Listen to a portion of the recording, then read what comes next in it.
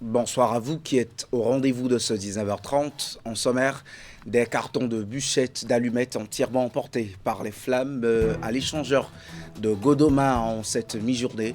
Le camion transportant la marchandise en a également fait les frais. Les riverains et témoins ont vécu la scène, la peur au ventre. 2025, une autre année de recul des droits humains au Bénin. Amnesty International décrit le rétrécissement de l'espace civique, chiffre à l'appui, les arrestations d'activistes et de journalistes sous l'empire du code du numérique et autres violations des libertés publiques ne sont pas passées sous silence. Dans le rapport annuel de l'organisation, l'ONG a publié les chiffres et le document ce matin à Cotonou.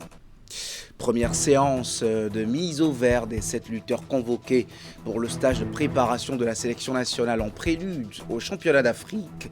Des athlètes expérimentés y sont, mais aussi des jeunes médaillés du dernier tournoi régional d'éducation de l'Afrique de l'Ouest. Un camion chargé de cartons d'allumettes a pris feu en début d'après-midi ce mardi à l'échangeur de Godoma dans la commune d'Abomey-Calavi. Le véhicule poids lourd se dirigeait vers Cotonou. La cargaison hautement chargée a rapidement alimenté des flammes provoquant la panique aux abords de la route. Une équipe de la rédaction s'est rendue sur les lieux pour faire le constat. Voici le reportage. D'épaisses fumées, des crépitements intenses, des sapeurs-pompiers à pied d'œuvre. Sur l'échangeur de Godoma, un camion chargé de cartons d'allumettes en direction de Cotonou a pris feu en début d'après-midi de ce mardi 21 avril 2026. Témoins de la scène et encore sous le choc, riverains et usagers racontent le déroulé des faits. Les bagages qui a été trop de hauteur, qui a pris assez de hauteur. Vous voyez, ça ne pouvait pas passer notre échangeur. Donc, depuis de là-bas, ça a pris le feu. Même le chauffeur ne savait pas qui avait pris le feu. Arrivé au niveau de l'échangeur là, ça a rabassé un peu de pâté jusqu'à de l'autre côté. On est passé sans les dents. La cargaison qu'il transportait était un peu élevée. Il n'était pas averti. Sinon, avec ce genre de taille, on évite l'échangeur et on prend par Godoma. Néanmoins, il a fait un effort. Il a essayé de retirer la tête du camion. Le véhicule s'est frotté et s'est bloqué à l'échangeur. Il était chargé de cartons d'allumettes. Le chauffeur n'avait plus le choix, mais il a quand même sorti un bidon de 5 litres pour éteindre les débuts d'incendie. Afin de prévenir de tels incidents, ils appellent les transporteurs à faire preuve de vigilance en revoyant certaines pratiques. Que les chauffeurs ne chargent plus autant de bagages. L'État doit même sanctionner les surcharges pareilles. Propriétaire du marchandise, de savoir comment remplir le bagage. Puisque c'est trop haut, ça va endommager. Et nous, difficilement, on a eu nos routes. Donc, d'essayer de bien diriger nos routes là pour que ça ne se reproduise pas. Au bout de longues minutes d'inspection, les sapeurs-pompiers réussissent à maîtriser les flammes. Cet incident relance une fois encore le débat sur la circulation des camions surchargés. Eh bien, les libertés d'expression et de réunion pacifique ont été de nouveau restreintes au Bénin en 2025. Selon Amnesty International, l'organisme de protection et de défense des droits humains a publié son rapport annuel sur la situation des droits de l'homme dans le monde et au Bénin ce matin à Cotonou. Le document met aussi en exergue l'usage récurrent des dispositions du Code du numérique pour poursuivre des citoyens et des professionnels des médias pour diffusion de fausses informations et harcèlement par voie de communication électronique. Suivant un extrait de la déclaration lue par Dieudonné Dagbetor, il est le directeur exécutif d'Amnesty International Bénin. En ce qui concerne le Bénin, les droits à la liberté d'expression et de réunion pacifique ont cette année encore fait l'objet de restrictions. Une vague d'attaques meurtrières perpétrées par des groupes armés a entraîné le déplacement interne d'un nombre croissant de personnes dont la plupart peinaient à accéder à leurs droits économiques et sociaux. L'ONU s'est inquiétée du recours généralisé à la détention provisoire en vertu de lois antiterroristes, ainsi que des mauvaises conditions de détention dans les établissements pénitentiaires et de la façon dont étaient traitées les personnes incarcérées. Des victimes d'expulsion forcée attendaient toujours une indemnisation appropriée. Le nord du pays a été confronté à des menaces sécuritaires.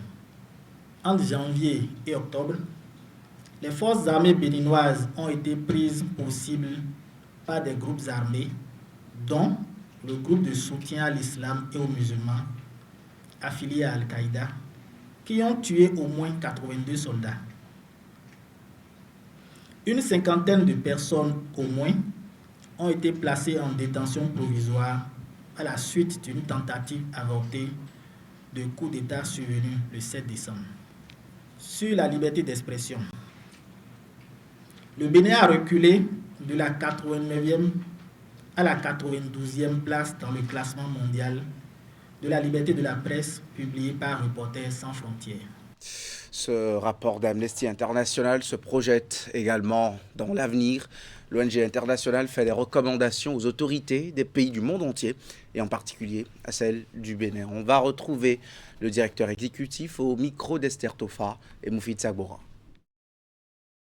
Le Bénin, en dépit des efforts qui sont déjà faits, doit également, dans la lettre et dans les faits, garantir les libertés d'expression, d'association et de réunion pacifique, améliorer les conditions de détention, promouvoir le droit à un procès équitable et mettre fin aux détentions arbitraires, favoriser l'égalité de genre et la protection des groupes vulnérables, renforcer l'accès aux droits économiques, sociaux et culturels. Notre manifeste sur la protection et la promotion des droits humains sur la période 2026-2033 revient de manière plus détaillée sur ces préoccupations et présente des recommandations assez claires. Mesdames et messieurs, Amnesty International, il n'est plus utile de le rappeler, est un mouvement rassemblant 10 millions de personnes qui fait appel à l'humanité en chacun de nous et milite pour que nous puissions toutes et tous jouir de nos droits humains. Notre vision est celle d'un monde dans lequel les dirigeants et dirigeantes tiennent leurs promesses, respectent le droit international et sont tenus de rendre des comptes. Essentiellement financés par ses membres et des dons individuels, Amnesty International est indépendante de tout gouvernement, de toute tendance politique, de toute puissance économique et de tout groupement religieux. Nous avons la conviction qu'agir avec solidarité et compassion aux côtés de personnes du monde entier peut rendre nos sociétés meilleures. Plusieurs années après la construction du marché de Wedwa-Itcheji à Abomey-Calavi, l'infrastructure marchande va être bientôt mise en service. En prélude à cette aube attendue par les populations, une opération de recensement des détenteurs de droits de place a été organisée par la mairie sur place. Le maire de la commune a effectué en personne une descente sur les lieux pour appuyer l'équipe commise à cet office et s'assurer de son bon déroulement. Hugues Vinigbe et Rachidi Souberou pour les détails. L'arrivée du maire sur le site achève de convaincre les uns et les autres du caractère extraordinaire, voire décisif de ce vendredi pour le marché de Wedwa-Itcheji et ses futurs usagers. En effet, l'infrastructure marchande est longtemps restée dans la léthargie pour défaut d'exploitation des places. Aujourd'hui, elle est le théâtre d'une rare affluence et surtout d'une opération de recensement et de remise de contrats aux marchands conduite par la secrétaire exécutive de la mairie d'Abomey-Calavi. Donc l'opération consiste à recenser les bonnes dames qui ont déjà fait des formalités au niveau de la mairie. Il y a des bonnes dames qui ont acheté des tickets au niveau de la mairie. Il faut recenser, histoire de connaître le nombre de places déjà occupées et des places disponibles. Comme ça, ça nous permet de faire appel à d'autres femmes qui sont dans le besoin. L'opération de ce jour s'inscrit également dans le cadre d'un projet de réorganisation de l'occupation du marché moderne de Kokokodi. C'est-à-dire nous demande, j'allais même dire, de réorienter certains vendeurs et certaines vendeuses vers ici. Mais déjà, il faut tenir compte de l'existant. Et donc la mairie a entrepris des travaux de désherbage et on a retouché un peu ce marché pour que nos mamans puissent venir vendre ici, nos papas également. Et pour une reprise sans anicroche des activités commerciales ici, les marchands sont invités à pleinement jouer leur partition. Nous lançons un appel à toutes les femmes, à qui on est en train d'attribuer les marchés, de venir occuper leur place. Si elles n'occupent pas les places, on leur donne un délai. Mardi 21 avril 2026, c'est la date annoncée de renaissance du marché de Wedo à Idjedo pour le bonheur des populations. La journée internationale des secrétaires GIS et assistants se célèbre aujourd'hui. Une commémoration qui permet de commémorer et de célébrer la profession pour sa contribution au bon fonctionnement des entreprises et son évolution vers des rôles de gestion.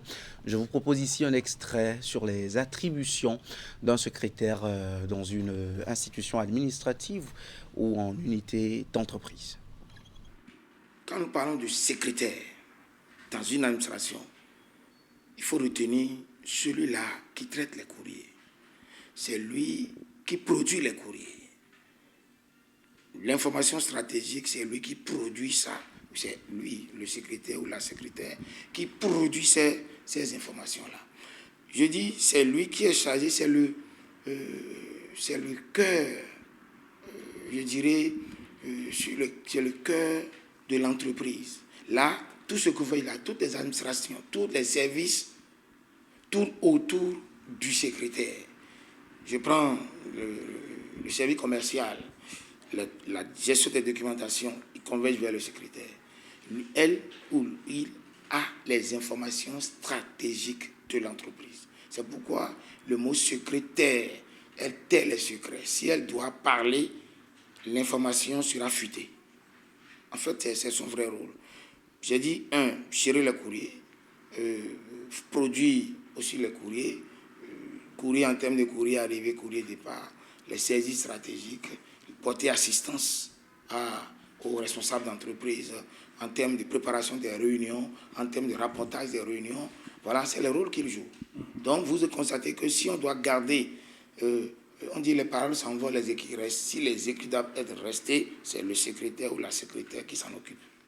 À travers la célébration de la Journée internationale des secrétaires et des assistants, le métier de ces professions est mis en valeur autour d'une célébration, d'une semaine pleine de célébration. En ces moments de commémoration, quels sont les enjeux actuels auxquels doit faire face le secrétaire pour plus d'efficacité dans sa profession? Élément de réponse avec Gérard Viarro qu'on retrouve. Les enjeux du numérique. Les enjeux de l'IA. C'est des enjeux aujourd'hui stratégiques qui commencent par faire passer le ou la secrétaire de son rôle d'exécutant. Si un secrétaire ou une secrétaire reste toujours dans le schéma de l'exécutant aujourd'hui, il risque de ne pas être plus positif, de ne pas être plus utile pour l'entreprise, vu l'évolution numérique que les entreprises sont en train d'avoir aujourd'hui.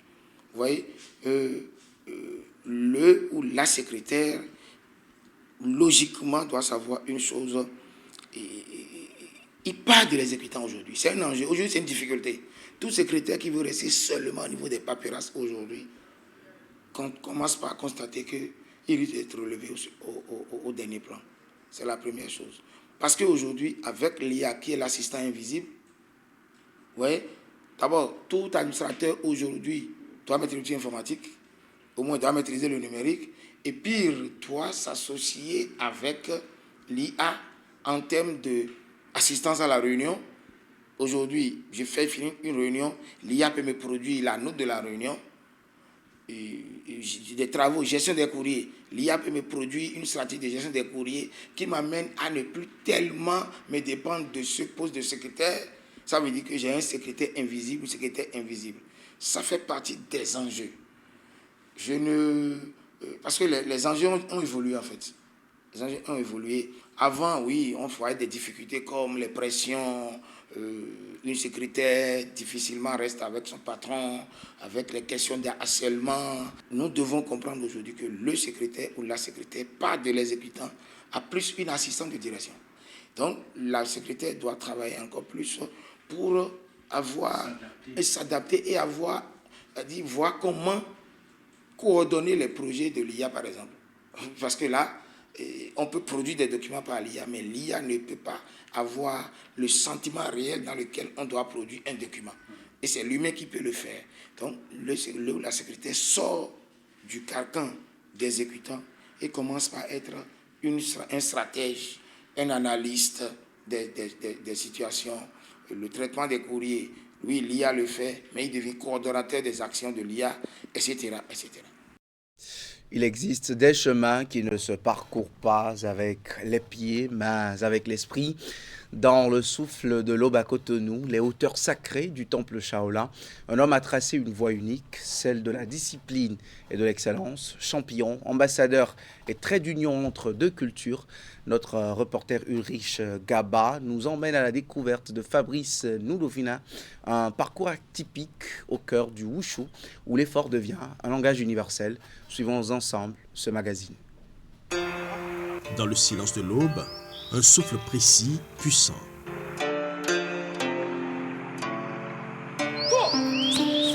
Ici à Cotonou, l'esprit des Monsongshan a trouvé une terre d'accueil.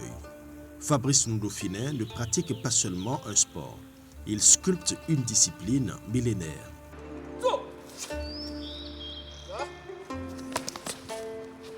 Multiple médaillé, champion incontesté au plan national et dans le monde, ce jeune athlète de haut niveau est devenu en quelques années le visage du Wushu béninois.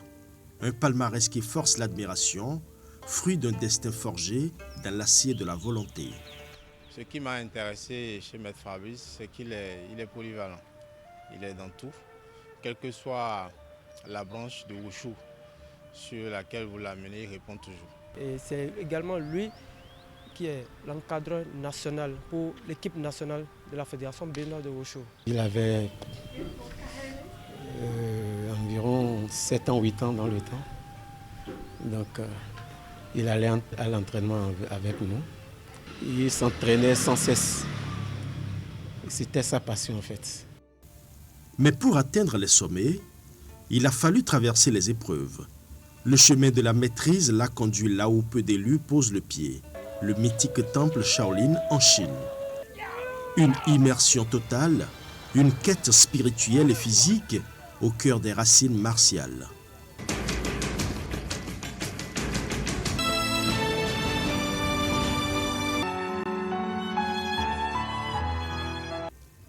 Aujourd'hui, Fabrice est plus qu'un compétiteur. Il est l'ambassadeur Shaolin au Bénin. Un pont vivant entre deux cultures, une passerelle de soi et de force entre Cotonou et Pékin.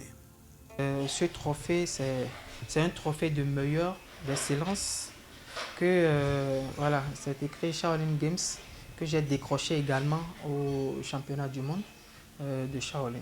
Donc ceci, c'est une distinction du père spirituel de Shaolin pour mon enseignement du Wushu Shaolin pendant 10 ans et plus. Plusieurs fois distingué, il est désormais une légende vivante du sport martial.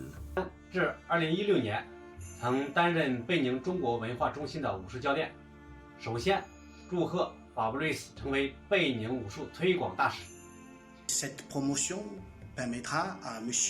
Ndofina, Fabrice Kodjo, de renforcer dans le domaine des échanges culturels et surtout dans le domaine du Wushu les relations sino-béninoises. Dans le cercle fermé des plus gradés du Wushu au monde, il n'oublie jamais d'où il vient. Avec ses frères d'âme, chaque séance est une leçon de fraternité. Ici, on ne prépare pas seulement des combats, on forge des caractères. Sport toujours pour finir, la Fédération béninoise de lutte lance la préparation de sa sélection nationale en prélude à l'édition 2026 des championnats d'Afrique de lutte d'Alexandrie en Égypte. 7 lutteurs sont convoqués pour le stage de préparation qui se tient depuis ce week-end jusqu'au 28 avril prochain à Cotonou. Parmi ceux-ci, il y a des lutteurs expérimentés, mais également des jeunes pépites. Il s'agit des jeunes médaillés d'or du dernier tournoi régional d'éducation et de développement de lutte de l'Afrique de l'Ouest. Je vous propose ici les images des toutes premières séances de mise au vert de l'équipe. Sous les pylônes d'Agla à Cotonou, les lutteurs et lutteuses béninoises affûtent leurs armes pour le rendez-vous continental. Au détour d'un après-midi plutôt calme ce lundi, deuxième jour du stage, l'équipe amorce une nouvelle étape de la préparation. Le programme du jour est structuré en 2 grandes étapes. Travailler le cardio et mettre un accent particulier sur l'amélioration des stratégies de combat dans les conditions de lutte de plage. Je change, je prends contrôle, extérieur, je pars, je change. Durant plusieurs heures intenses de travail, la demi-douzaine d'athlètes présents est soumise à plusieurs exercices spécifiques axés sur la puissance explosive, l'équilibre dans le sable et des projections rapides. Un mélange de préparation physique générale et spécifique sous la houlette de la direction technique nationale. On aura plus de séances en lutte de plage qu'en lutte olympique. La lutte olympique, on sait que c'est une lutte vraiment moderne, mais celle-ci, elle est proche de la réalité, de notre réalité de lutte africaine. Et comme ces poulains sont moulés déjà dans la lutte africaine, pour maximiser la chance de revenir au pays avec des médailles, il faut plus de séances, de recadrage au niveau de cette lutte. À quelques jours de l'expédition égyptienne, aucun détail n'est négligeable. Chacun d'eux est soumis à des combats de préparation contre différents adversaires. Un exercice qui permet à l'encadrement technique d'observer les athlètes sur la mise en pratique des techniques clés dans la projection, la poussée hors du cercle, la prise et le contrôle au sol.